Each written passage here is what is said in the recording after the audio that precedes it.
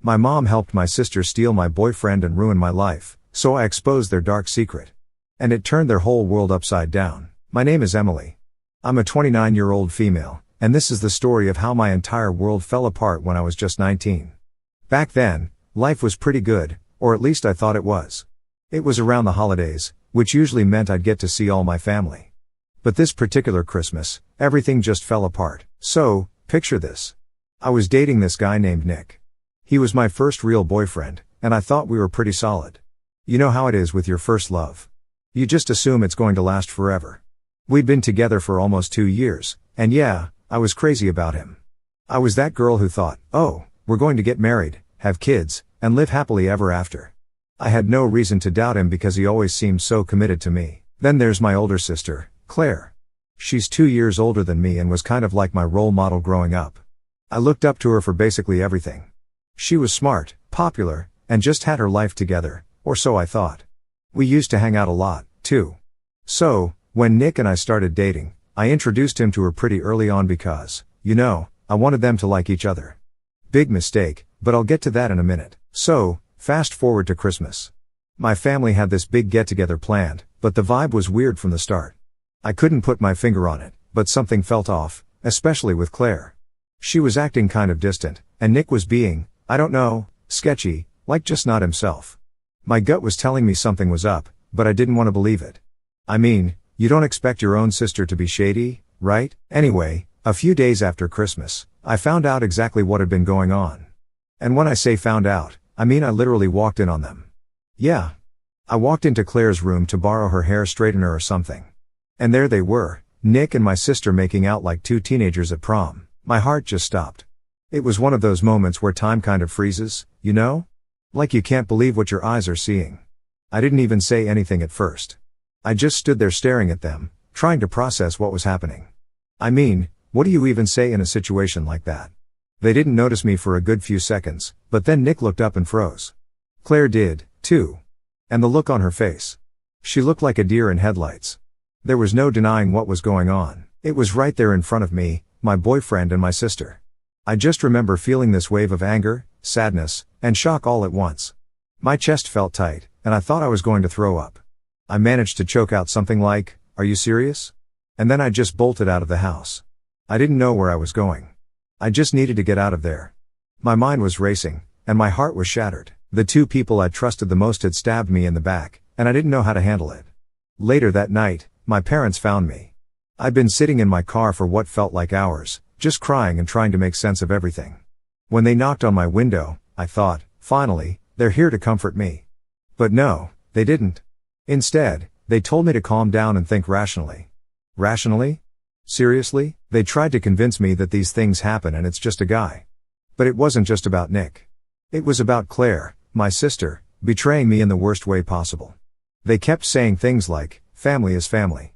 You have to forgive her. Like, what the hell?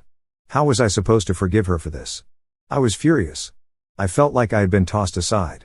Like my feelings didn't even matter. It got even worse when Claire had the nerve to come to me and say, "I'm sorry, but we didn't mean to hurt you. Nick and I just have feelings for each other." Feelings for each other? Are you kidding me? They'd been sneaking around behind my back and now they were in love. I couldn't even look at her. I told her she was dead to me and that I never wanted to see her again. And I meant it. But of course, my parents weren't having it. They kept pushing the whole family forgiveness thing, saying I was being dramatic. My dad actually told me to grow up. My own dad. It felt like I was losing my entire family in one go. I couldn't believe they were siding with her. It was like I didn't matter at all. I'd lost my boyfriend, my sister, and now my parents, too. I was alone. For months, I didn't know how to cope. I was depressed and just numb. I stopped talking to everyone. I'd go to work, come home, and just stay in bed. I'd cry until I couldn't anymore. The only person I really had during that time was my best friend, Sam. She was the one who made sure I was eating, made sure I was getting out of bed, but it wasn't enough. I couldn't shake the feeling that I was worthless, like maybe they were right, and I was just being dramatic. Eventually, it all got too much for me. One night, I just broke. I didn't see a way out of the pain and I thought the only way to make it stop was to end it. So, I wrote this long letter explaining everything about Claire, about Nick, about how betrayed I felt by everyone. And I scheduled it to post on Tumblr after I was gone.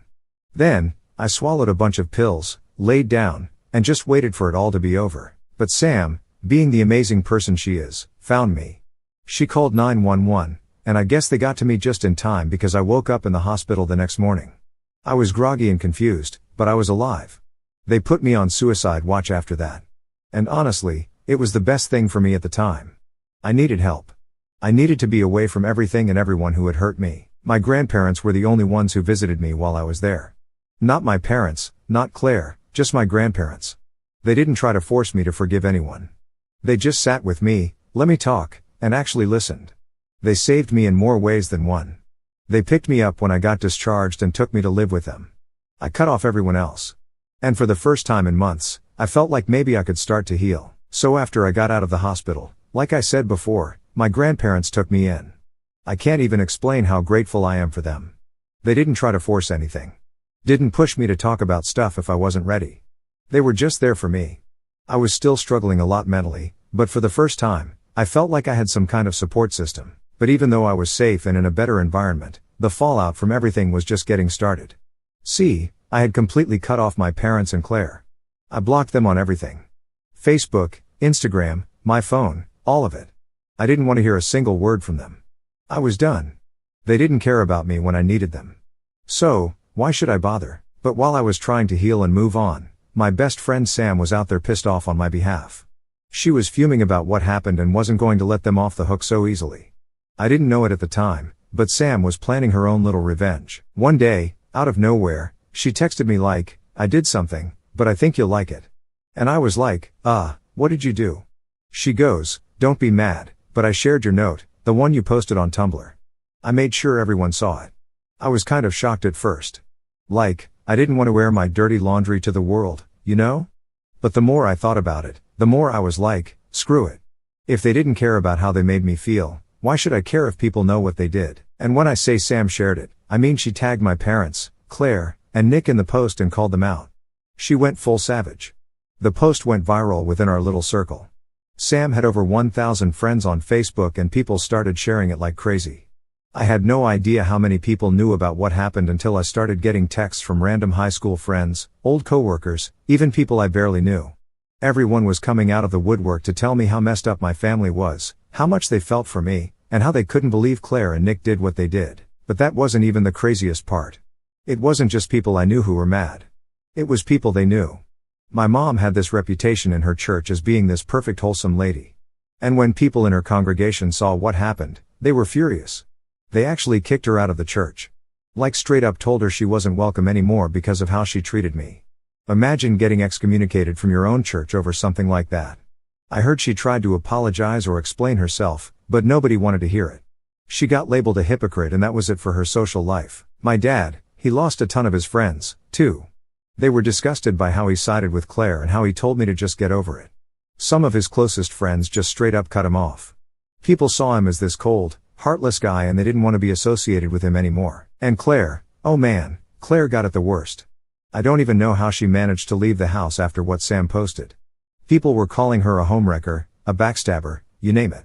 Some of her closest friends ditched her, said they didn't want anything to do with someone who would betray their own sister like that. I heard she got into arguments with people in public, like at the grocery store, because people would recognize her and call her out. I'm not going to lie, part of me was happy to hear she was getting what she deserved. It was like the universe was finally giving her a taste of what she'd done to me. Nick wasn't off the hook either. His family is super religious, like go to church every Sunday religious.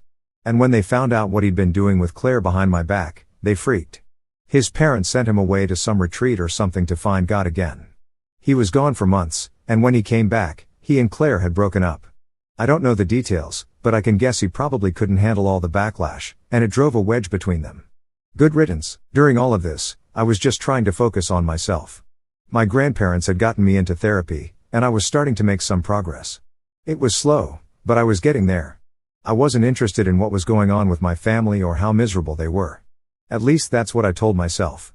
But deep down, hearing about how their lives were falling apart kind of felt like justice, like they finally understood what they put me through. It was messed up. But I'd be lying if I said it didn't feel good. One day though, my grandma sat me down and said, "Your mom tried to call. She wants to talk." I just rolled my eyes. Why would I want to talk to her now? She didn't care before, So why does she care now? My grandma just nodded and said, I know, honey, but I wanted you to know. I thought about it for a second. Was I curious? Yeah, a little. Did I care enough to actually reach out? Absolutely not. My mom had made her bed, and now she had to lie in it. I wasn't about to give her the satisfaction of thinking she could just come back into my life after everything she did. It wasn't just my mom trying to reach out, either. Claire had sent me a message on Instagram. Yeah, I forgot to block her there. She was trying to apologize, saying how sorry she was and how she never meant to hurt me. I didn't even read the whole message. I just deleted it and blocked her. I had nothing to say to her. In my eyes, she was still dead to me. After that, things started to quiet down. The frenzy around Sam's post eventually died down and people stopped talking about it, but the damage was done. My parents were basically social pariahs. Claire had to move to another town because she couldn't handle the constant reminders of what she'd done. Nick was gone out of my life for good. And honestly, I was fine with that. Living with my grandparents was the best thing that could have happened to me. They gave me space to heal. And they didn't pressure me to forgive anyone. I started to feel like myself again, like I could actually move on from everything. But I wasn't naive. I knew the pain of what my family had done would always be there somewhere in the background. It was like a scar. It would fade over time, but it would never fully go away. I didn't need them, though. I had my grandparents. I had Sam. And for the first time in a long time, I felt like I was building a life that was actually mine. So, after everything went down and the dust started to settle, you'd think life would just go back to normal, right? But it didn't. Not even close. I was living with my grandparents, which was honestly the best thing that could have happened. But the whole mess with my family and Claire still weighed on me. I guess you don't just move on from that kind of betrayal easily. My therapist was really helpful during this time. She wasn't some miracle worker or anything, but she helped me figure out how to process the anger and sadness without letting it eat me alive. It's weird because even though I had completely cut my parents and Claire off, they still found ways to creep back into my thoughts. I would randomly start thinking, how could they do this to me? How could my own family choose her over me? Even when I didn't want to care, it was always there. You know, it's hard to explain. I tried to focus on rebuilding my life. I got a new job, met some new friends, and even started going back to school part-time. For a while, I was just doing whatever I could to distract myself. I wasn't trying to deal with any of the feelings I had toward my family. I thought that if I just kept myself busy, maybe I could forget about it all. But yeah, that's not how things work. So, one night, I was scrolling through Instagram just mindlessly like you do, and I stumbled on a post from one of my cousins. I hadn't really kept in touch with that side of the family since everything blew up. But curiosity got the better of me. I clicked on the picture and there it was, a family reunion. Everyone was there smiling, having a great time. Everyone except me. Now, don't get me wrong, it wasn't like I wanted to be at that reunion. There's no way in hell I would have gone, even if they begged me. But seeing that picture made me realize just how much I'd been cut out of their lives. It was like I didn't exist anymore. My family had gone on without me, and they didn't seem to care. It was like I'd been erased. That hit me harder than I thought it would. I ended up venting to Sam about it the next day and she was like, screw them. You're better off without people like that. You've got your own life now. And she was right. I knew that. But still, it stung. I didn't even realize how much I still cared until I saw that stupid Instagram post. It wasn't that I wanted to be close to them again. It was more that I couldn't believe how easily they had moved on, like nothing ever happened. But things got weirder after that. About a week later, my dad called. Yeah, my dad. The same one who told me to grow up and take back Claire after everything she'd done. I didn't pick up obviously. I let it go to voicemail. And when I listened to it later, he was basically begging me to talk. He said stuff like, we've been thinking about you and we miss you and want to make things right. For a second, I thought about calling him back, but then I remembered what happened the last time I tried to talk to them. The gaslighting, the guilt trips, the way they made me feel like I was the problem for not forgiving Claire. I couldn't go through that again, so I blocked his number. After that, my mom tried reaching out, too. She sent this long email about how she was sorry for everything and wanted to rebuild our relationship. The funny thing is, she never actually apologized for anything specific. It was all vague stuff like, I'm sorry you feel hurt and we're family and we need to come together. It didn't feel real at all. Like she just wanted to smooth things over without taking any responsibility. I didn't respond. I didn't even bother reading the whole thing to be honest. I just forwarded it to my therapist and deleted it. I knew if I let myself engage with them again, I'd just fall back into the same toxic dynamic. And I was finally starting to get my life together. I wasn't about to let them pull me back down. It's crazy how much cutting off toxic people can change your life. Once I finally let go of the idea that my family would ever be there for me, things started to get better. I mean, it wasn't perfect or anything. I still had bad days, but I was free. No more worrying about what they thought of me.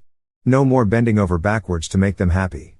It was just me living my life, doing my own thing. But then something happened that really messed with my head.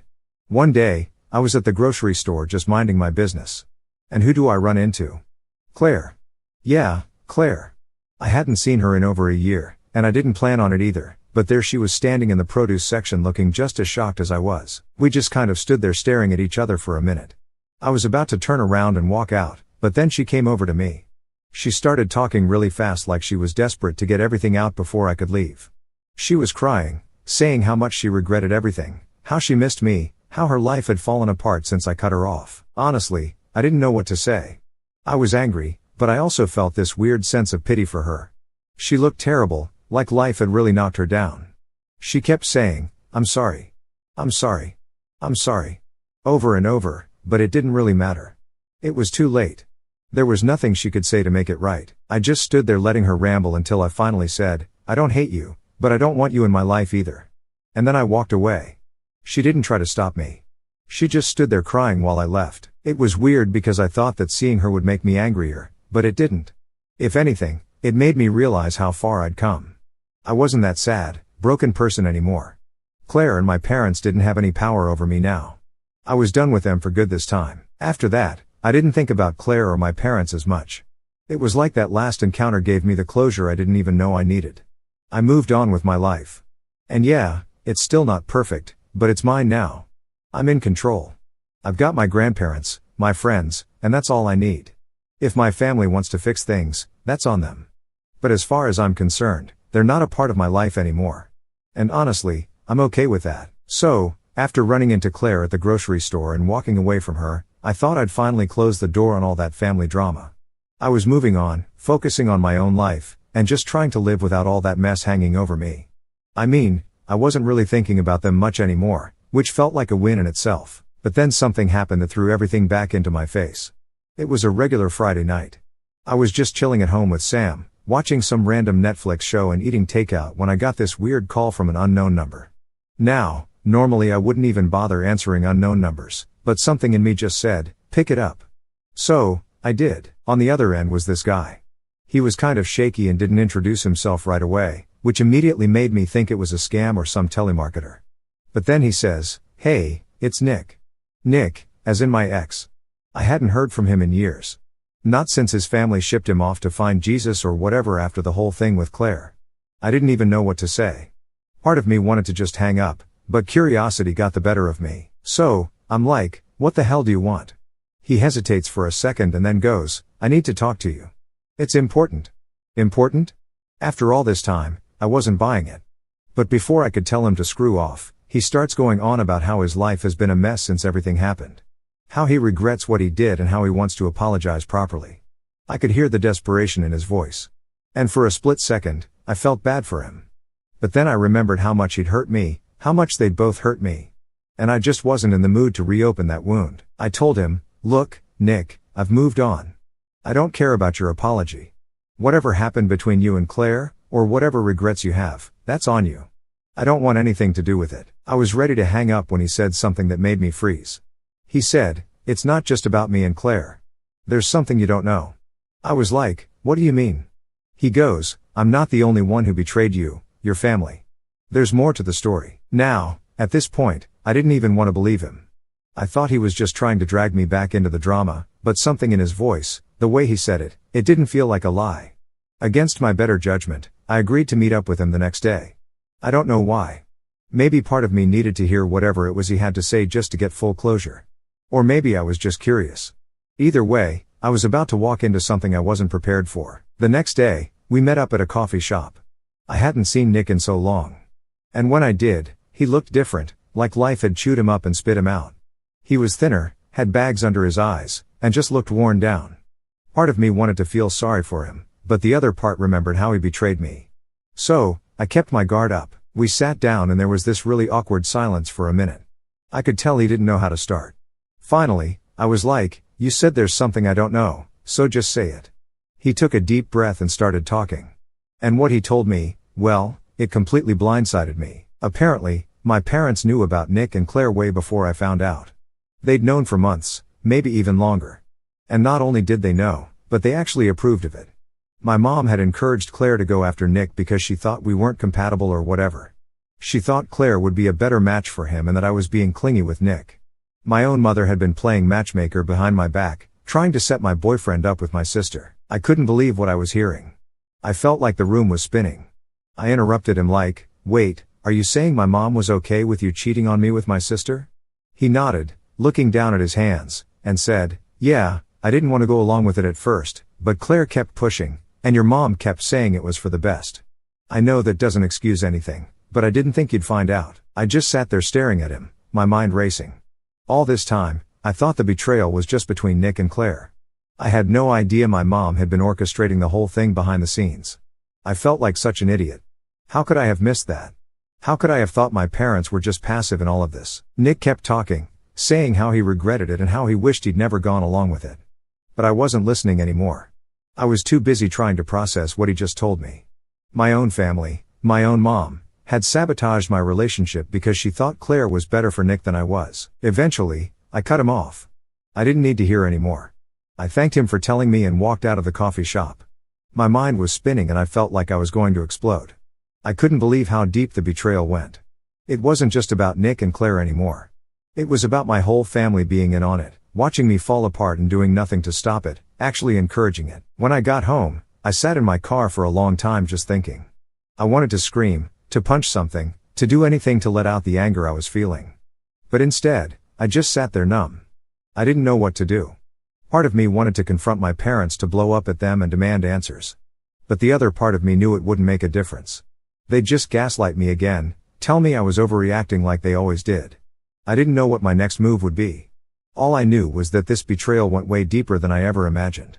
And the people I thought I could never trust again had somehow managed to hurt me even more. So, after I found out my own mother had been behind the whole thing with Claire and Nick, I felt like I was living in a bad movie. I couldn't sleep that night. I kept replaying everything in my head. The betrayal, the lies, the manipulation. I mean, who does that to their own kid?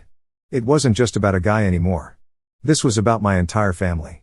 My own mother actively trying to screw me over and thinking it was okay. I woke up the next morning feeling like I was going to explode. I didn't care about moving on or staying calm anymore. I was pissed and I needed answers. So, I did what I knew I probably shouldn't. I drove over to my parents' house. I hadn't been there since I'd cut them off, but I couldn't just sit around anymore. I needed to know why. When I got there, I didn't even bother knocking. I had a key, so I just let myself in. My parents were in the kitchen making breakfast like it was any other day, completely unaware of the bomb that was about to drop. They looked shocked to see me, especially my mom. My dad kind of gave me this awkward smile like he wasn't sure if he should be happy I was there or scared. I didn't waste time on small talk. I just blurted it out. "Did you know about Claire and Nick? Did you set them up?" My mom's face went pale. She didn't answer right away, and I could see the gears turning in her head, trying to figure out how to spin this. My dad looked confused, like he didn't even know what I was talking about. But my mom, she knew. "Why does that matter now?" she finally said, trying to brush it off like it was no big deal. I lost it. I slammed my hand down on the table and shouted, "Why does it matter? Are you serious? You ruined my life. You stood by and watched while I was falling apart, and you did nothing. You let Claire and Nick hurt me because you thought it was for the best." My dad's face changed when I said that. He looked at my mom like he was piecing it together, like he hadn't known the full story either. "What is she talking about?" he asked her. My mom tried to calm me down. She started talking in that condescending voice she always used when she thought I was being dramatic. She said, "You were too attached to Nick. It wasn't healthy. I thought if Claire was with him, you'd finally see that he wasn't right for you. I didn't mean to hurt you. I was doing what was best for you." That's when it clicked for me. She didn't even think she'd done anything wrong. In her mind, she was helping me by destroying my relationship and pushing Nick toward Claire. She wasn't apologetic. She wasn't sorry. She was justifying it like she was some kind of hero in this twisted story she'd written. I turned to my dad and asked, "Did you know?" He looked at me, then at her, and said, "No, I didn't. I had no idea she was involved." He looked like he was about to be sick. It was like I'd punched him in the gut. At this point, I didn't even care anymore. There was no excuse that could make any of this okay. I was done trying to understand.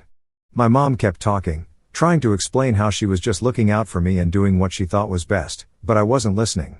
All I could think about was how I'd spent so many months hating Claire and Nick when the real mastermind behind all of it was sitting right in front of me the whole time. "I can't believe you," I said, cutting her off mid-sentence.